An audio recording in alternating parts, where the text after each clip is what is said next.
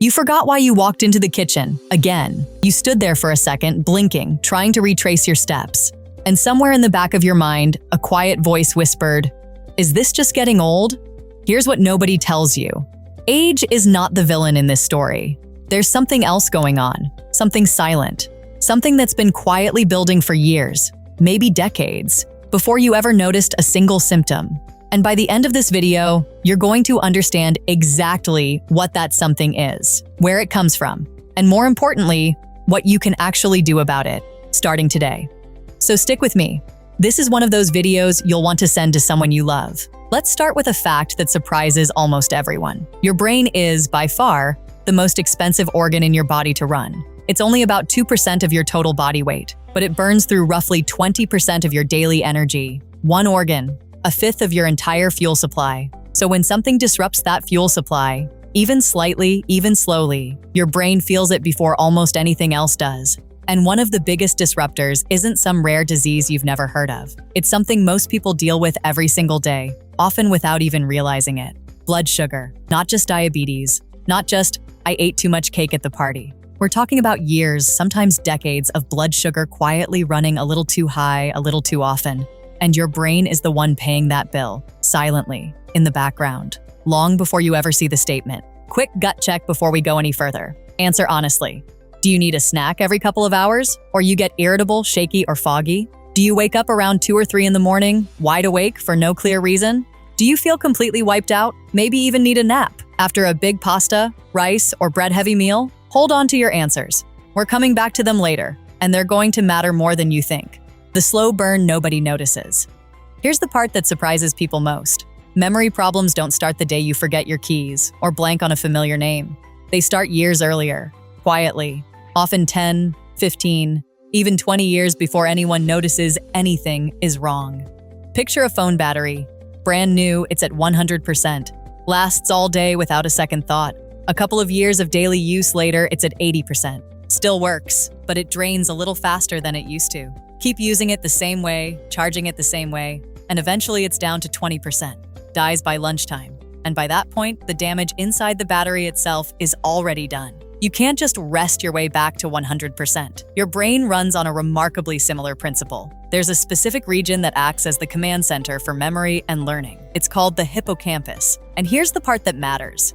It requires more energy pound for pound than almost any other region in your brain. It's packed with tiny energy-producing structures called mitochondria. Think of them as power plants, generating the fuel your brain cells need to fire, to think, to remember. So if your fuel supply becomes unreliable, even just a little, even just sometimes, this energy-hungry region is one of the first places to feel the strain. Not your memory yet, not anything you'd notice in daily life, just the engine quietly running a little weaker behind the scenes, lap after lap, year after year. Why blood sugar hits the brain so hard. Now here's where it gets genuinely interesting. When your blood sugar runs high too often, for too long, your body does something clever. At first, to protect itself. It starts turning down the volume on insulin, the hormone responsible for letting sugar move out of your bloodstream and into your cells for fuel. That process is called insulin resistance. Most people have only ever heard that term in the context of diabetes or weight gain. But here's what almost nobody tells you. This exact same process can happen inside the brain. So picture this scenario. You've got plenty of fuel sitting right there in your bloodstream. Glucose everywhere, just floating past. But your brain cells can no longer grab onto it properly. The door is essentially stuck. It's like standing in a fully stocked kitchen, starving, surrounded by food, but every cabinet is locked and you've lost the key. That disconnect, plenty of fuel available, but unable to get where it's needed, is exactly what researchers have been pointing to when they study the relationship between long-term blood sugar problems and memory decline later in life. And here's the part that should really catch your attention. This isn't a switch that flips overnight, it's a slow drift. A little more resistance this year than last year, a little less efficient fuel delivery to the brain than the year before that. By the time anyone notices a symptom, that drift has often been happening for the better part of a decade. Let's pause here for a second, because I want this to really land. None of what we just talked about requires you to already have diabetes. You don't need a diagnosis for this process to be quietly underway. This is about the small, repeated spikes. The soda with lunch, the white bread toast every morning, the dessert after almost every dinner, the just one handful of candy from the office jar, 5 days a week. None of these feel dangerous in the moment. That's exactly the problem. Small things stacked for decades add up to something much bigger than any single choice ever suggested: the hidden energy crisis inside your cells. Let's go one layer deeper, because this next part explains why simply cutting sugar sometimes isn't enough on its own. Inside every cell in your brain, there are two ways to make energy. The first is the high output method. It's efficient. It produces a large amount of usable energy from a small amount of fuel. This is the main system your brain relies on to keep up with its enormous energy demands. The second is a backup system. It's faster to access, but far less efficient. It produces only a fraction of the energy. Think of it as the emergency generator that kicks in during a blackout. It'll keep the lights on barely, but it's no replacement for the real power grid. Now, here's the connection that matters. When that main high-output energy system gets disrupted through years of blood sugar swings and insulin resistance, your brain has no choice but to lean more and more on that weaker backup system. And a brain running on backup power day after day doesn't feel sharp. It feels foggy, tired, a little slower to find the right word, a little more forgetful than it used to be. This is also why some researchers have started referring to certain forms of memory decline as fundamentally an energy problem, not just an aging problem or a plaque problem. The brain isn't broken. It's running out of usable fuel and quietly switching to a backup system that was never designed to run the show long term. Okay, quick breather. If you're sitting there thinking, wait, this sounds like it could apply to me, take a breath. This isn't a diagnosis, this is information. And the entire point of this video is that the earlier you understand this process, the more power you have to interrupt it. That's the whole game here. Why you won't see it coming yourself. Here's the cruel twist in all of this. The further this process goes, the harder it becomes to notice in yourself. In the earliest stages, you might just feel a bit more tired than usual. Maybe you blank on a name here or there. Nothing alarming.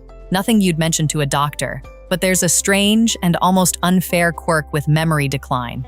The part of the brain responsible for noticing that something is wrong is often among the first regions affected. In plain terms, the smoke detector is sometimes one of the first things to lose power. So very often, the person experiencing this isn't the one who notices first. It's a spouse. It's an adult child. It's a coworker, gently mentioning, "Hey, you've told me this story 3 times this week." That moment, someone else pointing it out, is usually when people finally get checked, which means that by the time it's caught, it's frequently already been developing quietly for years, sometimes longer. That's exactly why catching the early warning signs in yourself, the fatigue, the fog, the 2 a.m. wake-ups, the post-meal crash, matters so much. You're not just watching for symptoms, you're trying to beat your own blind spot, common mistakes.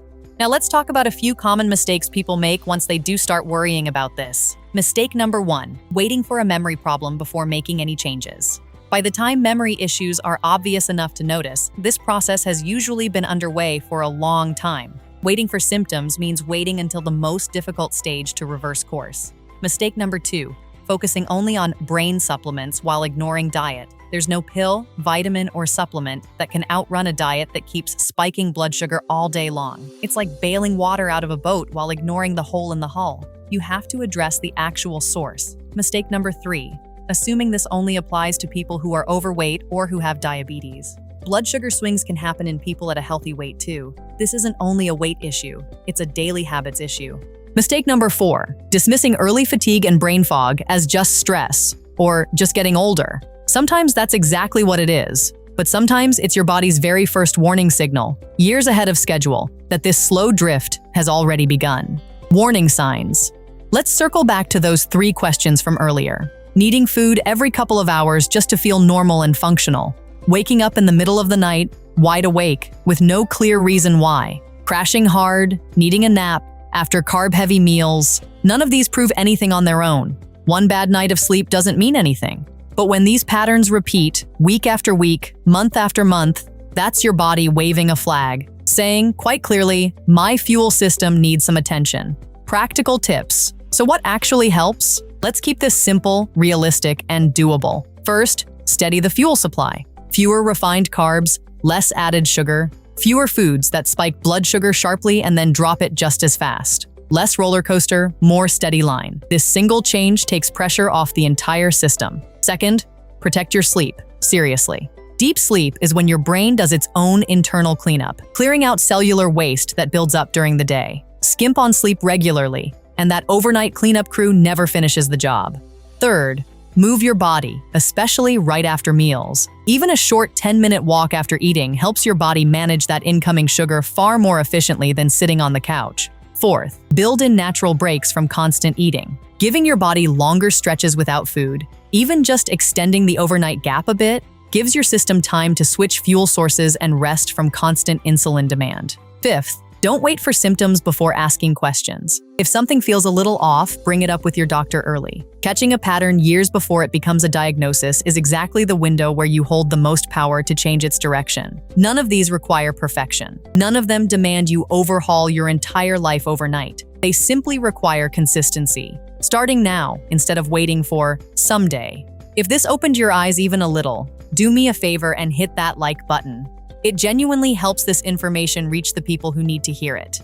Subscribe if you want more clear, no-nonsense health content like this, explained the way it should have been explained the first time, and share this with the one person in your life who really needs to see it. A parent, a partner, a friend who's been brushing off these exact symptoms, because sometimes the people who need this message most are the ones who will never go looking for it themselves. I'll see you in the next one.